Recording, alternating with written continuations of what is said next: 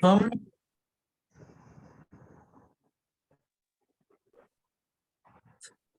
vamos então dar sequência às articulações que vínhamos fazendo desde a vez anterior, que foi em março, que foi o nosso, né?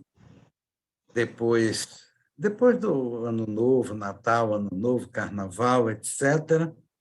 E a gente iniciou a leitura do IP, capítulo 7º da interpretação dos sonhos, que Freud regressa a isso. Na vez passada, porque a gente está mais acompanhando o próprio Freud no texto e acompanhando, levando muito em conta o seguinte: como ele vai criando os seus próprios conceitos, vai criando a sua própria teoria no próprio ato de enunciá-la. Que é uma coisa que eu já coloquei aqui, que, sobretudo, esse Freud, que está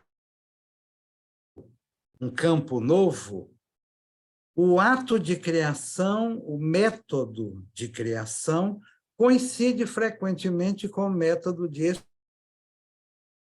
Quer dizer, na medida que ele vai expondo, ele vai criando a teoria. Ele não está expondo sobre uma teoria anterior, que ele procurasse aprimorar ou alguma coisa assim. Ele está abrindo um campo novo. Então, nessa perspectiva, é muito frequente que o método, o próprio de criação da teoria, coincida com o ato de sua enunciação, de sua apresentação. E aí nós colocamos aqui que a primeira tópica psíquica vai ser utilizada principalmente nesse item B do capítulo 7º, e quando se fala em tópica, vem pela via da palavra uma ideia de lugar, uma ideia de localização, não é? Uma ideia de uma localidade.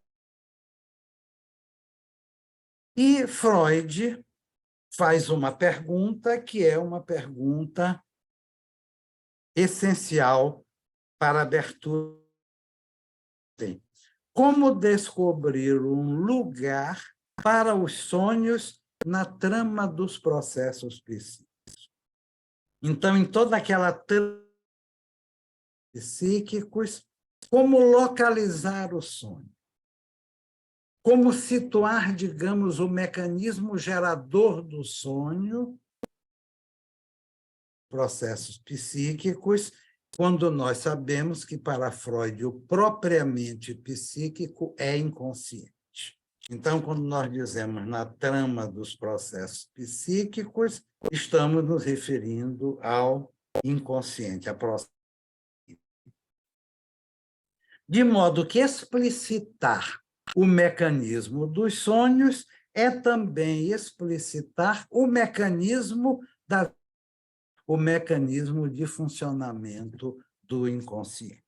Não é à toa que Freud vai considerar os sonhos como a via régia ou a estrada real, como ele diz, para a sondagem do inconsciente.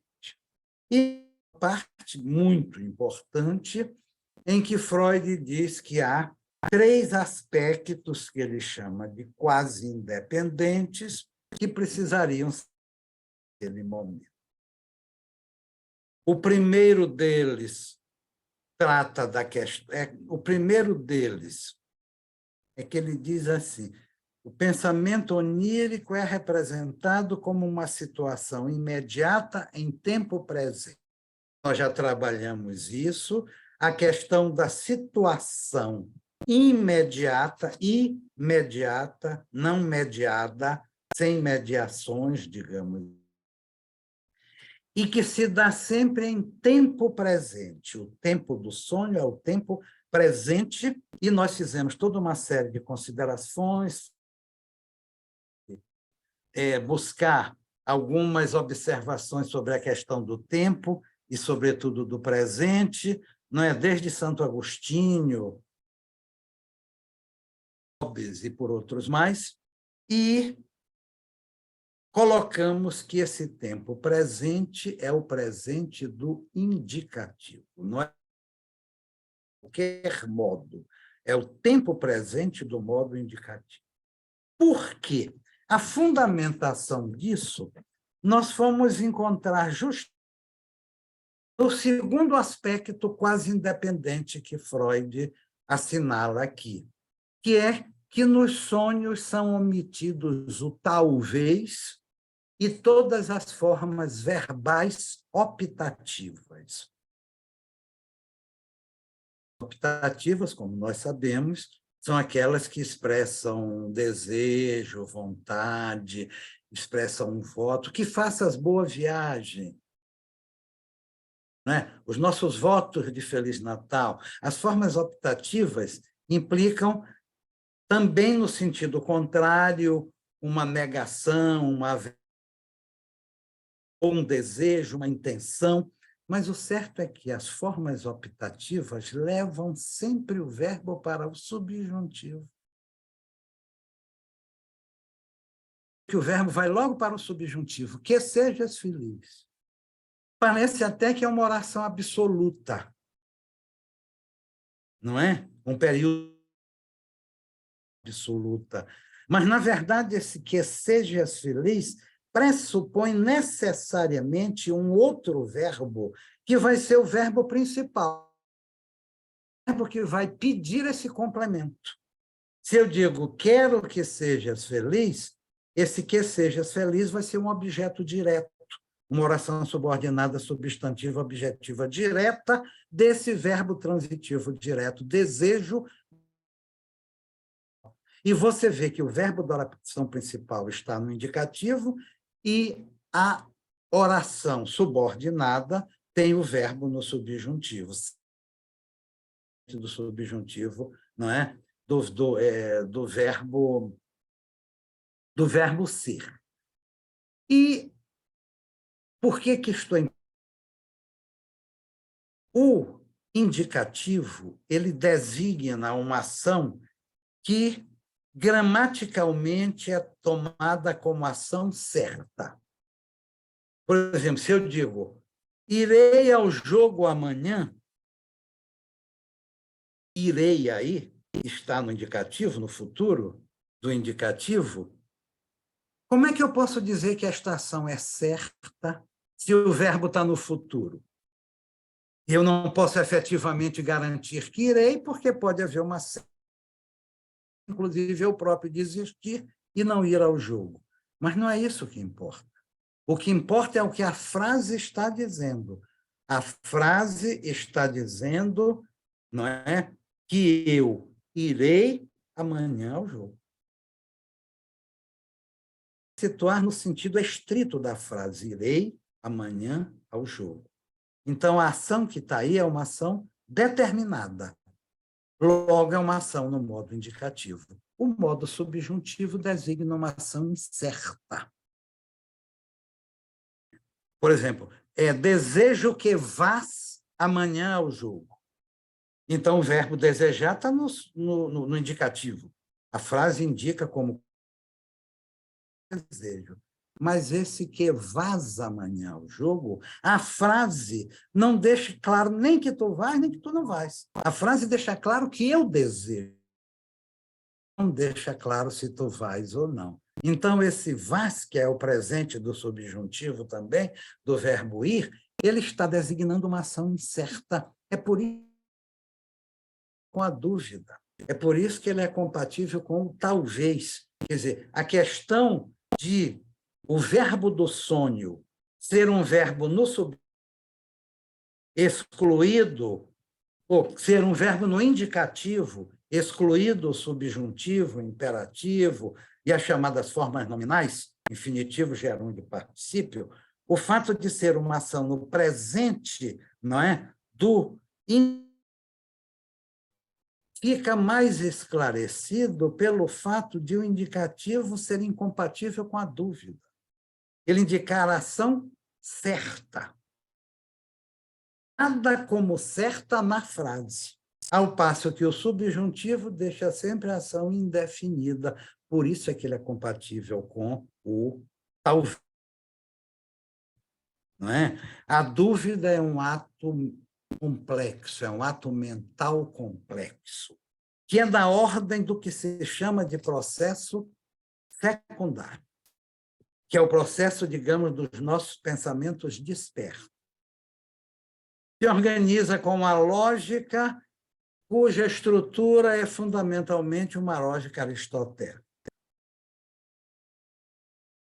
Já o processo primário, que é o processo inconsciente, ele tem uma lógica, mas é uma outra lógica. E isso a gente vai pegar com mais detalhes à medida que Freud vai ter até chamado justamente os processos primário e secundário, onde ele vai explicitar melhor o que ele entende por isso. Então, nós paramos aí. Quer dizer, das 3 características do sonho, a primeira é que ele se dá como situação imediata e em tempo presente, e nós acrescentamos presente e reforçamos essa questão de ser do indicativo justamente pela segunda característica que Freud aponta, que o sonho é incompatível com a dúvida, que não há talvez no sonho, nem no inconsciente, assim como no consciente. Não é? E também ele vai dizer que não há alternativa, não cabem alternativas. A alternância não existe nos sonhos. Como Freud diz lá no volume 4, eu indiquei aqui naquela edição que eu estou usando, página 303. E a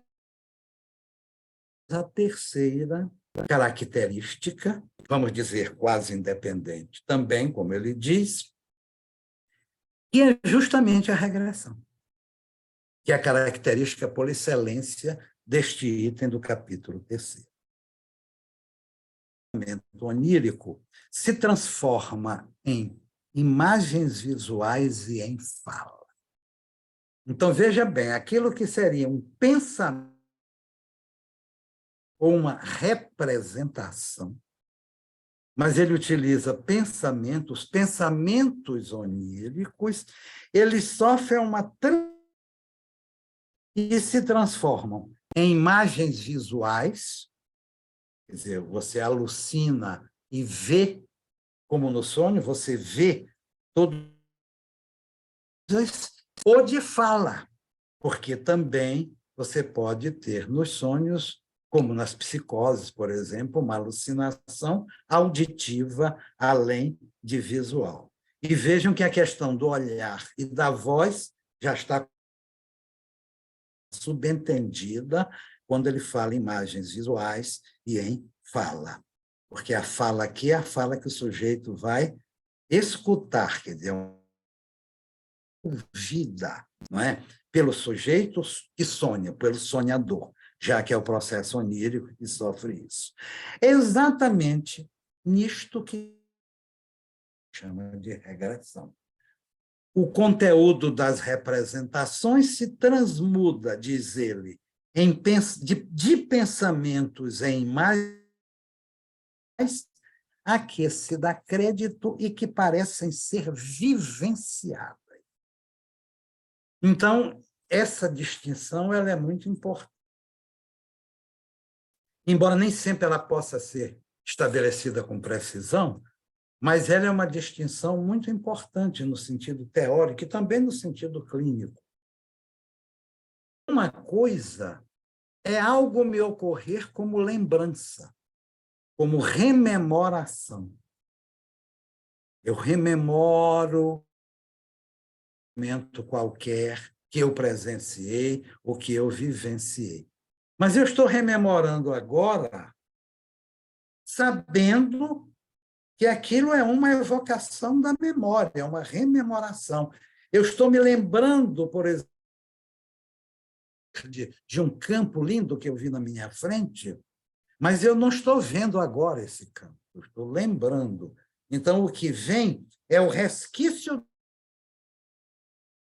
O que vem é aquilo que ficou como uma marca, um traço de memória, e que essa função da memória me traz e me faz memorar, como o próprio nome está indicando. Outra coisa é, em vez de lembrar daquilo, eu ver aquilo. Ou seja, eu ter uma alucinação.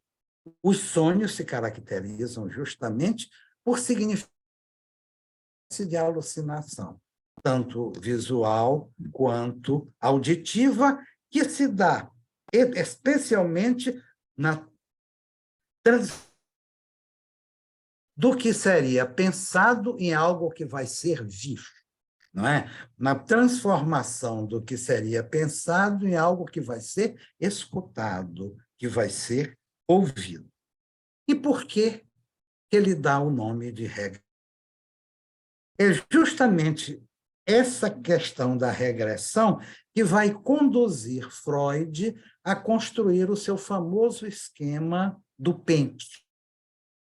Vai aparecer logo aí em seguida nesse item B. Porque ele vai dizer que um suposto aparelho psíquico, já já eu falo um pouco mais, ele vai, digamos assim, criar uma metáfora de um aparelho psíquico que teria dois extremos. Um extremo perceptivo, um extremo sensorial e um extremo motor. Uma extremidade perceptiva e uma identidade motora. Então, quando nós estamos despertos, esse sentido, esse esquema tem uma direção. Ele vai do sensorial ao pensado. E, se for o caso, há um ato motor. Vai o campo da motilidade, o campo da motricidade. O sonho, e é por isso que ele vai chamar isso de regressão, é que se dá o contrário. Em vez de a coisa ir do sistema para o sistema de memória, que seria, digamos, um sentido progressivo, eu primeiro tenho a sensação e depois a memória, que essa sensação deixa registrado, eu a rememoro no segundo momento, a coisa se dá do segundo para o primeiro momento. A memória volta, mas não volta como memória, volta como visto, como experiência sensorial, que, como ele diz assim, é uma coisa à qual se dá crédito, e você vê que na psicose se dá um crédito imenso a isso, também não cabe, não é? E que parecem, diz Freud, ser vivenciados. O sujeito vive aquilo. Experimenta como uma vivência concreta e atual. Então, ele sintetiza dizendo: falamos em regressão quando, num sonho, uma representação é retransformada na imagem sensorial originalmente derivou. Isso depois ele vai fazer algumas retificações, porque a coisa não é tão mecânica assim. Algo que encontra em Hobbes, quando ele vai colocar que a imaginação, que para ele é a mesma coisa que a memória, é um resquício. Tanto que o primeiro capítulo da primeira parte do Leviatã se chama da sensação. O segundo capítulo se chama da imaginação, memória da sensação. E o terceiro capítulo é da consequência ou cadeia das imaginações. Ele vai falar das associações entre imaginações. Vai dar uma explicação, digamos assim, de um caráter mais mecanicista.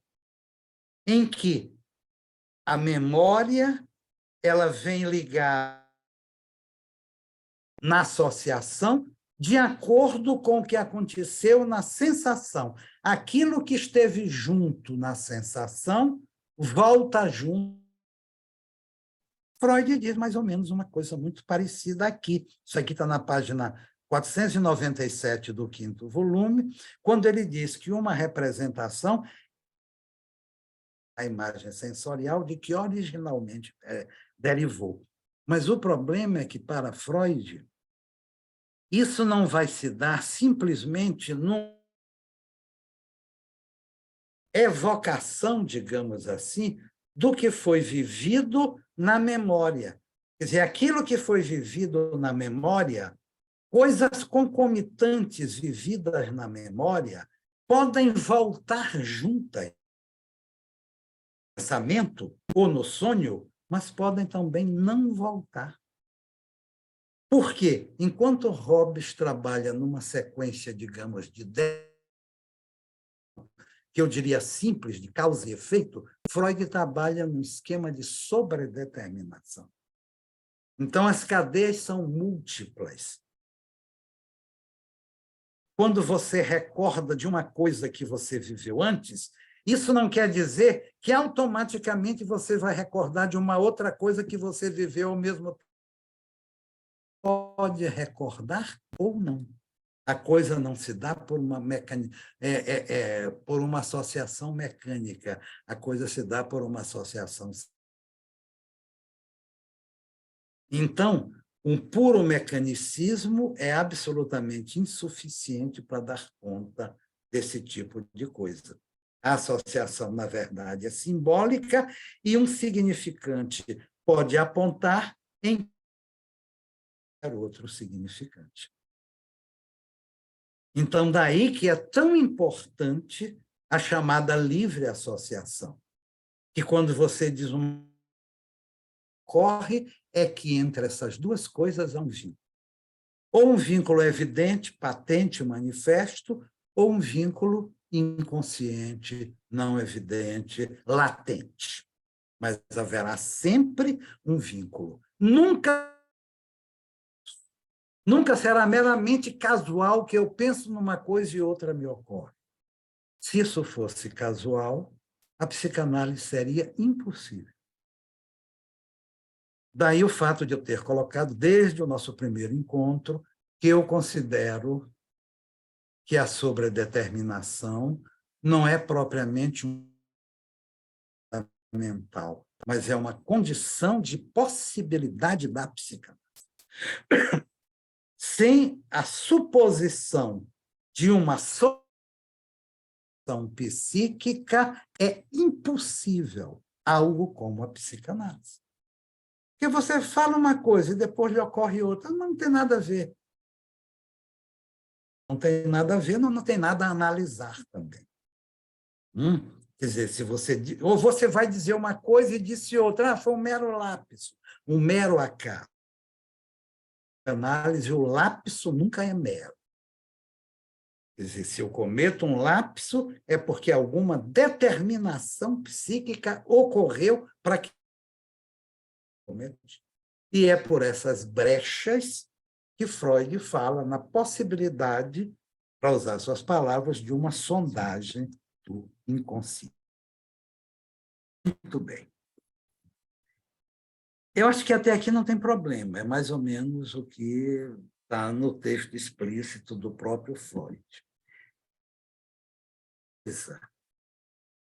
E eu fiquei relutando. Eu levo, que é uma coisa que está no texto do Freud, na página 491. Eu digo, eu levo não isso para o seminário. Ele não vai deixar de tomar um pouco de tempo, mas a gente não está correndo também para sair tendo que resolver tudo às pressas. Eu digo, eu levo em escutar pessoas que estão aqui, psicanalistas, alguns dos quais que têm mais experiência do que eu e mais conhecimento da particularidade da psicanálise, e eu gostaria de dividir com vocês isto que, desde a primeira vez que eu vi, me deixou assim, o que é isso? E eu propriamente o que é. Então, eu vou ler aqui. Freud acrescenta que nem todos os elementos do sonho são atingidos pela regressão. Alguns não recebem forma sensorial, mas são simplesmente pensados ou sabidos, acostumados a pensar ou saber as coisas na vida de vigília. Muito bem. Isso não traz, digamos, maiores problemas, mas se não houver algo da regressão, considerar um sonho. Mas, de todo modo, nós sabemos por experiência que, às vezes, nós sonhamos simplesmente pensando a coisa, como se estivesse na nossa vida de vigília. Aí ele acrescenta o seguinte: por outro lado, não é só nos sonhos que ocorre a regressão. Ela também ocorre nas alucinações e visões.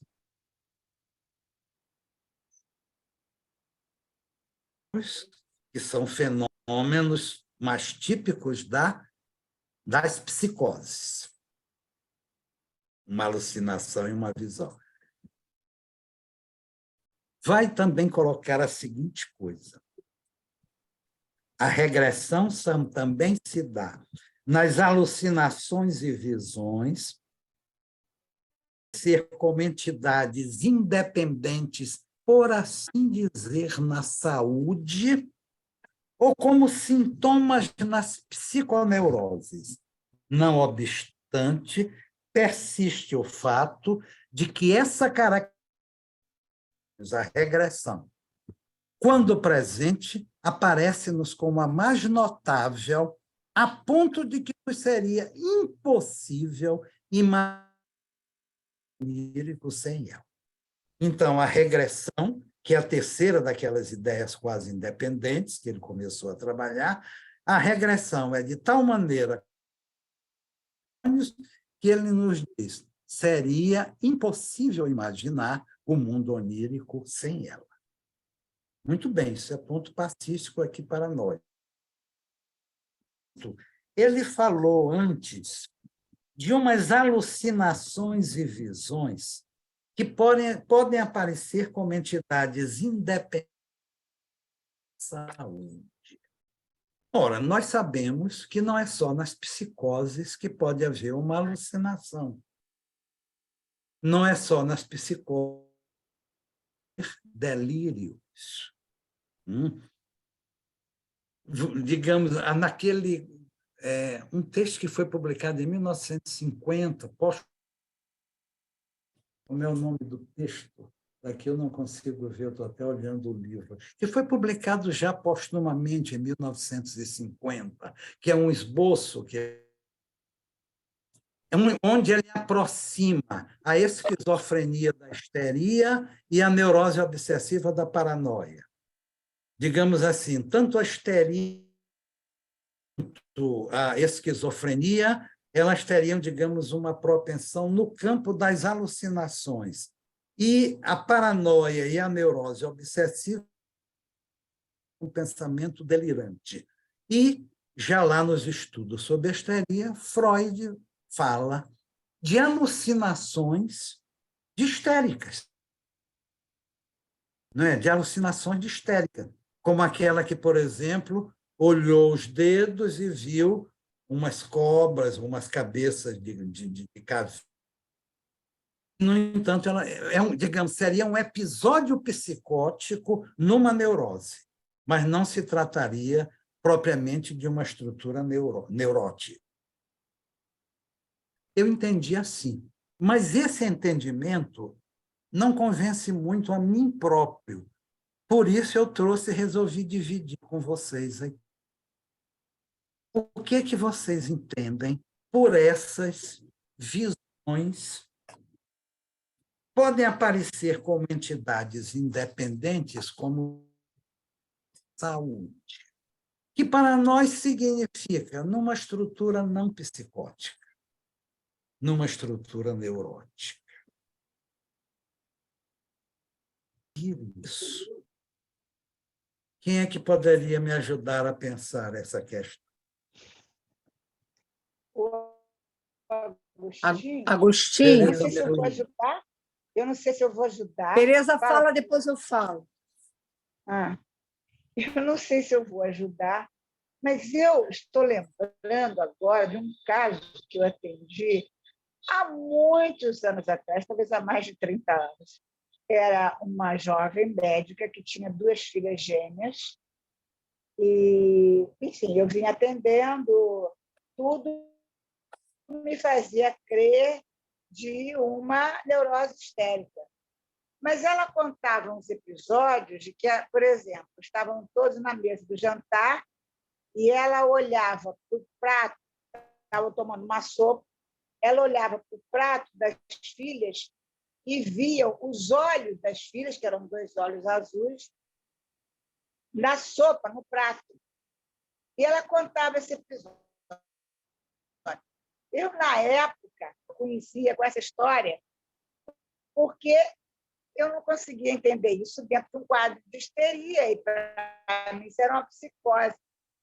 E, evidentemente, que nenhum dos supervisores que eu procurei com essa esperança de que batesse o martelo, né, me dissessem o que era, se era uma psicose, uma histeria, e eu, enfim. Mas me lembrou disso. E aí, o que me veio, pode ser que eu não contribui nada, mas o que eu pensei é que isso era contado como uma realidade. Ela realmente tinha visto esses olhos no prato da sopa, mas ela sabia que isso não era realidade. Você entende? É diferente. Quando uma psicose, o psicótico ele conta um fato, né? uma alucinação, e ele não admite nenhuma contestação. Mesmo que você diga, mas olha, não podia ser, porque nesse dia não choveu, ou qualquer coisa, qualquer argumento, né, contra-argumento, é inteiramente abolido, ele tem certeza. E ela sabia que aquilo era só uma visão. Será que por aí a gente pode acrescentar alguma coisa? Eu queria fazer uma observação. Então, o que você está, pelo menos que eu estou entendendo que você está trazendo, é uma coisa que, quando a gente pensa na psicose, ou nas psicoses, né? Porque existem psicoses e psicoses, existem as psicoses mais claras, né? Ano passado deu um seminário inteiro sobre a questão das psicoses, e existem aquilo que a gente chama de psicoses ordinárias, que são psicoses sem surtos, né? Então, o que você está trazendo me parece mais da ordem do fenômeno elementar. E o que é característico no fenômeno elementar, muitas vezes, é que o sujeito não relata, ele não conta. Por exemplo, se você pensa alguma coisa que vem pela via do sonho, o sonho ele é letrado, né? Ele tem a mesma estrutura do rebus. Você, inclusive, já trouxe isso aqui, né? Então, ele se apresenta, enquanto sonho, né? Ele se apresenta num registro real. Quando você conta o sonho, ele adquire um outro estatuto. Ele vai do real ao simbólico, né? No sentido de que você, por exemplo, numa análise, está articulado com o imaginário. É o que é simbólico e o que é imaginário. Mudou de registro, né? Quando você traz esses elementos, me parece mais...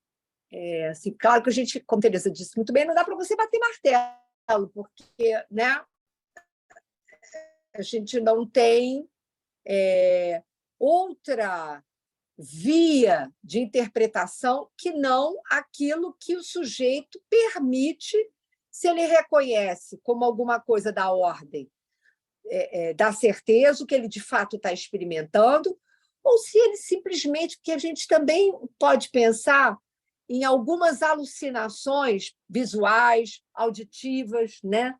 Na ordem da neurose, não obrigatoriamente você está falando de psicose. Quando, por exemplo, o sujeito diz: eu tive a impressão, ou o fenômeno do déjà vu, né? Então, o sujeito tem uma impressão, mas, ao mesmo tempo, ele duvida de que aquilo que ele viu, de fato, ele viu. Há um certo questionamento aí. Agora, eu acho que a distinção passa por aí, se de fato, um fenômeno elementar ou se é uma percepção que o sujeito tem da realidade momentânea, né? Eu acho que são coisas bem distintas, não estão na mesma ordem, né? Porque se a gente pensar num sonho, por exemplo, nesse sonhar acordado, o sonho ele é feito de significantes. Quando você pensa no sonho, ele é uma estrutura significante. Mas a materialidade do sonho não é da ordem do significante. É aí que está uma questão interessante para a gente pensar. Também não sei se isso te ajuda ou mais te atrapalha. Realmente, Agostinho. Agostinho? Cadê ele? Estou aqui. É porque falhou, caiu. A internet caiu de tudo. No momento em que a Teresa estava começando a falar do simbólico e do imaginário, eu perdi uns 2 ou 3 minutos, quase não vi o que a Teresa disse.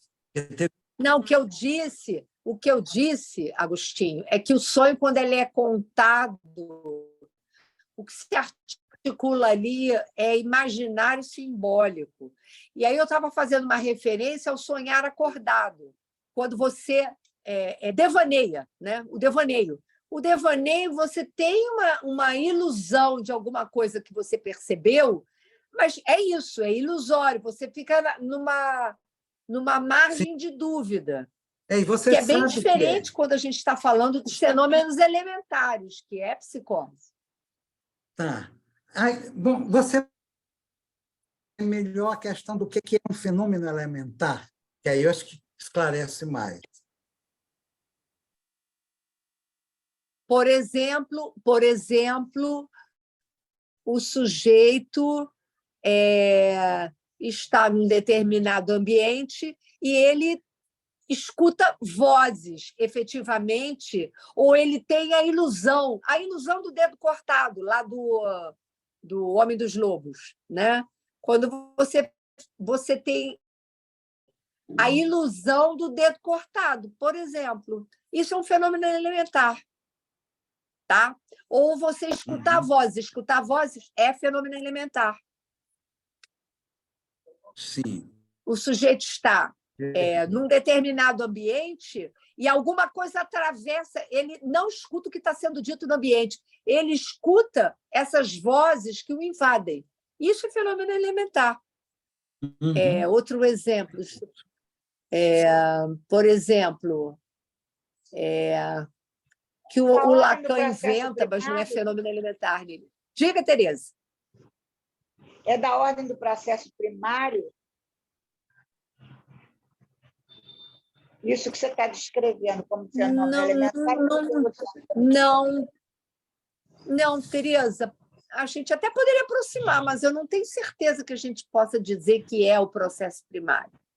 Né? Porque o processo primário tem a ver com metáfora ou metonímia, né? Não tem ali a marcação efetiva. O processo primário não tem representação. Exatamente. Então, é metáfora metonímia, sem representação. Exatamente. A metáfora é representação, é simbólica. Não. A metáfora, só a máquina funcionante, não. Você tem que ter uma marcação para você ter efetivamente a produção metafórica. Uma ligação, não é? Uma ligação psíquica. Que no projeto ele fala do Isso, sistema exatamente. Sistema Phi. Dung, né? Uma vinculação. Isso. A Natalice está aqui, ela pode, se quiser, precisamente esse termo bindung, que me parece que é usado no Qual sentido de termo? ligação. Qual É termo? B-I-N-D, UNG? bindung, Isso, é conexão, ligação. ligação. Se pode Isso. colocar uma amarração. Exato, exato. Porque Isso. Freud trabalha também muito, ainda mais nessa época, Pode ser também vínculo também. matriz econômica, de uma matriz energética. Então, essas questões de ligação, elas têm a ver com o tema de energia, Isso. não é? São as Que vem desde o início, né? a bindung, não é? A vinculação seria a ligação, Lindo. um afeto de uma energia a uma representação. Uhum.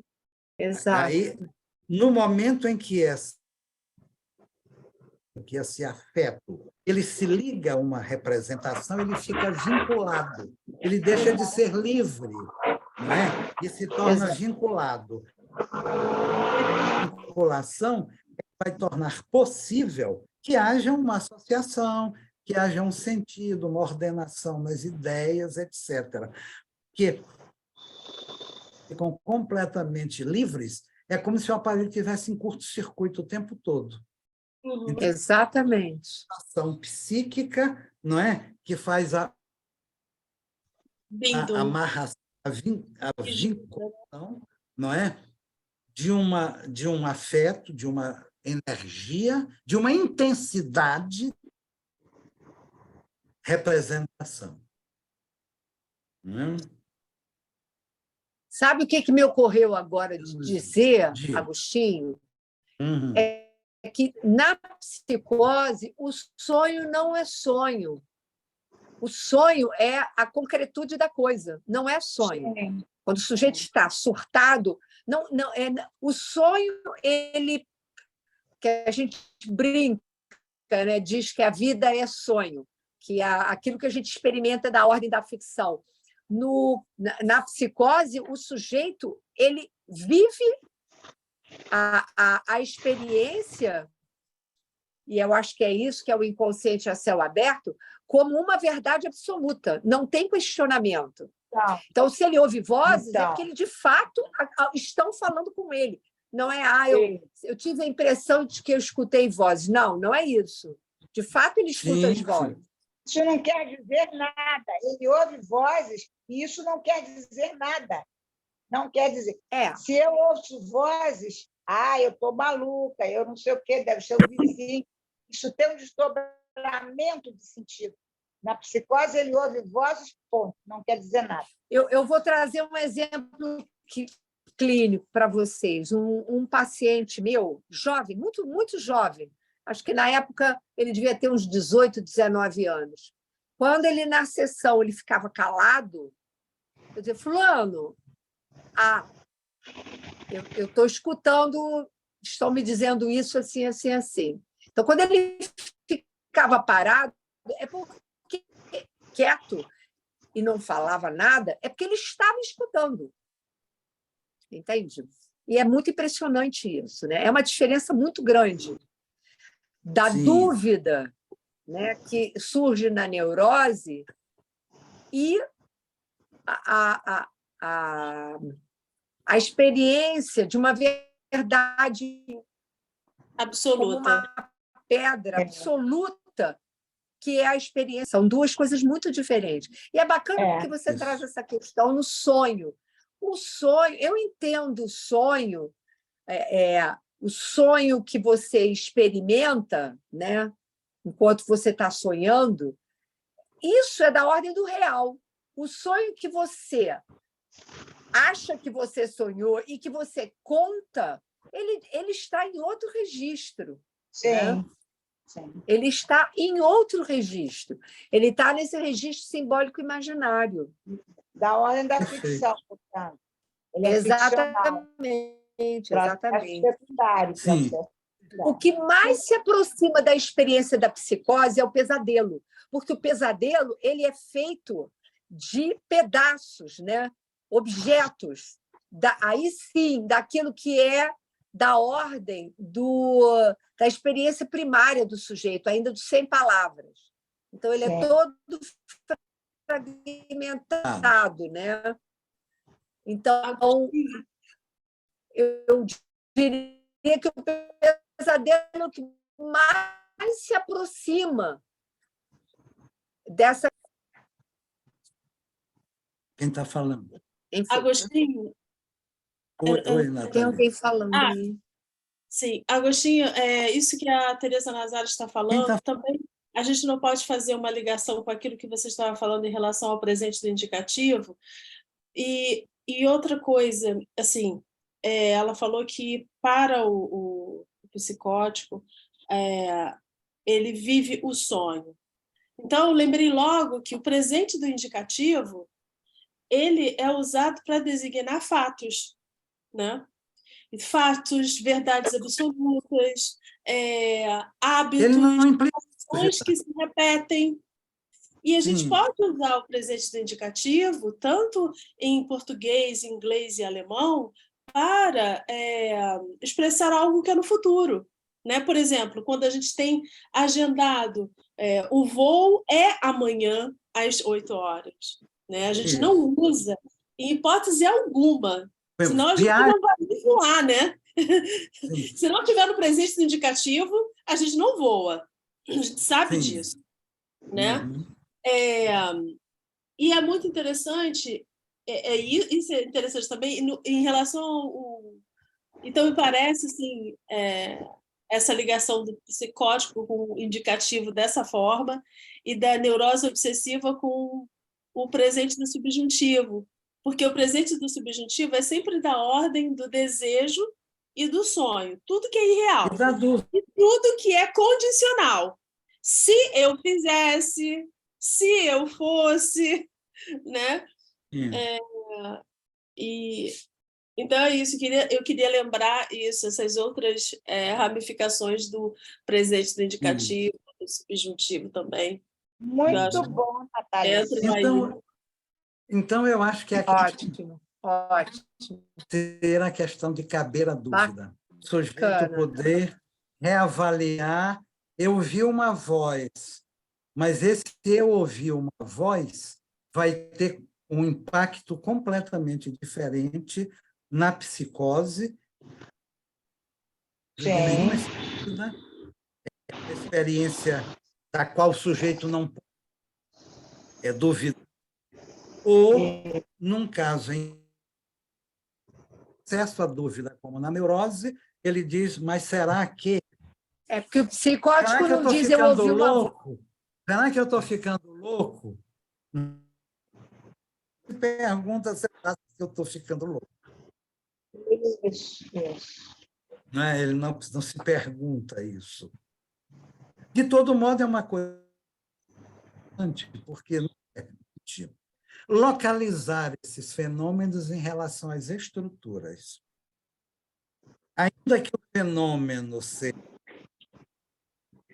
similar, como, por exemplo, uma alucinação, a maneira como ele se processa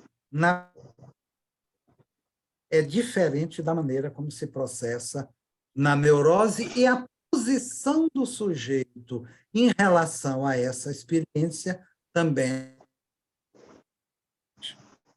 O neurótico pode pôr em questão. Não é? Pode pôr em questão.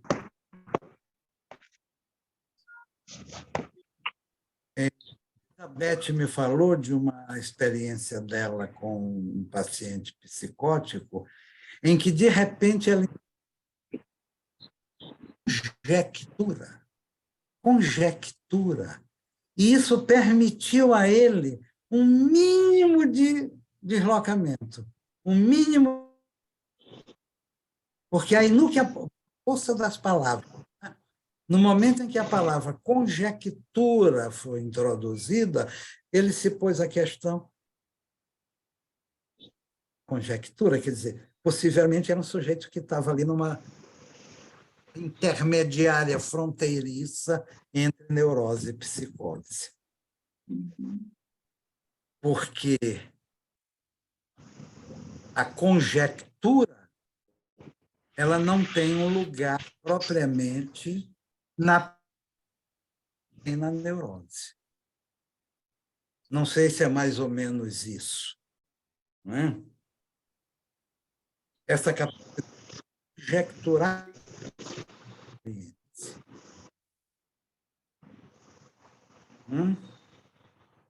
Vocês querem acrescentar mais alguma coisa? Porque aí a gente já encaminha aqui o encerramento, porque eu estou vendo que faltam só 6 minutos. Eu quero só colocar uma última coisa que já é a abertura da próxima da nossa. Muito bem. Então, ele chegou na questão da regressão como a mais importante característica de um sonho, essa transformação em algo que aparece assim, imagado, posto em imagem. Transformação de um pensamento em imagem sensorial. Para tratar da regressão, Freud anuncia que precisa agora estender-se, iniciar divagações. Porque aí ele vai efetivamente devagar. Ele vai começar a fazer uma espécie de especulação teórica, como se fosse uma espécie de hipótese, cuja confirmação são as consequências que ele vai tirar disto, que podem regressivamente convalidar a hipótese de onde partiu. Para iniciar isso, ele menciona a ideia de Fechner, segundo a qual a cena é diferente da vida representacional de vigília, e Freud diz que essa é a única hipótese elegíveis às particularidades especiais da vida onírica.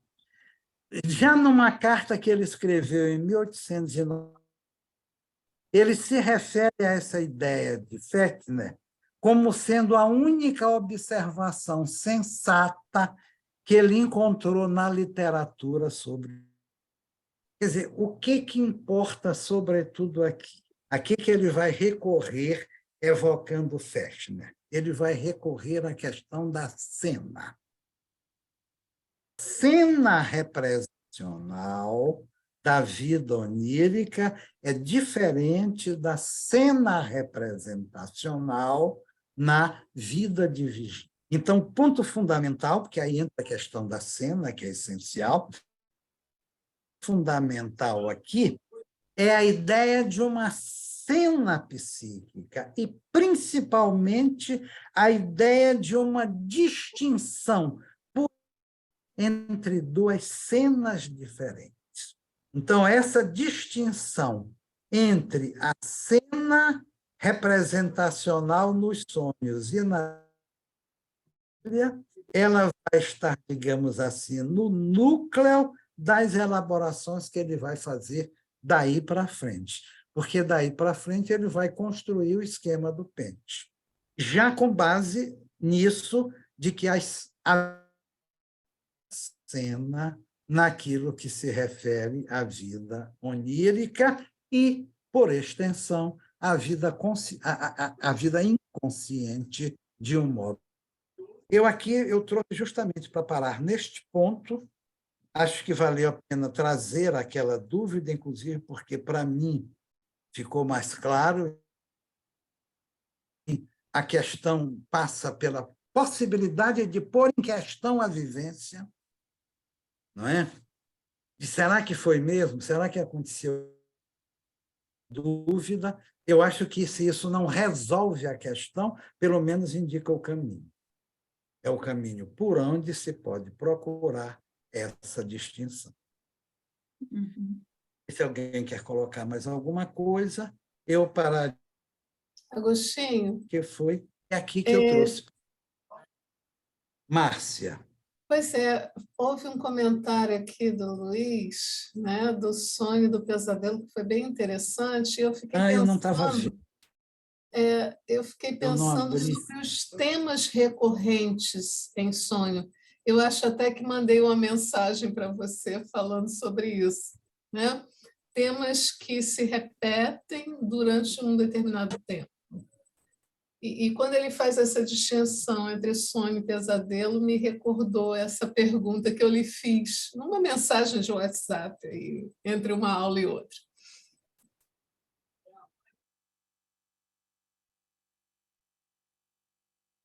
Você conseguiu escutar? Eu não estou conseguindo escutar direito. Eu vou colocar no chat, então. Tá.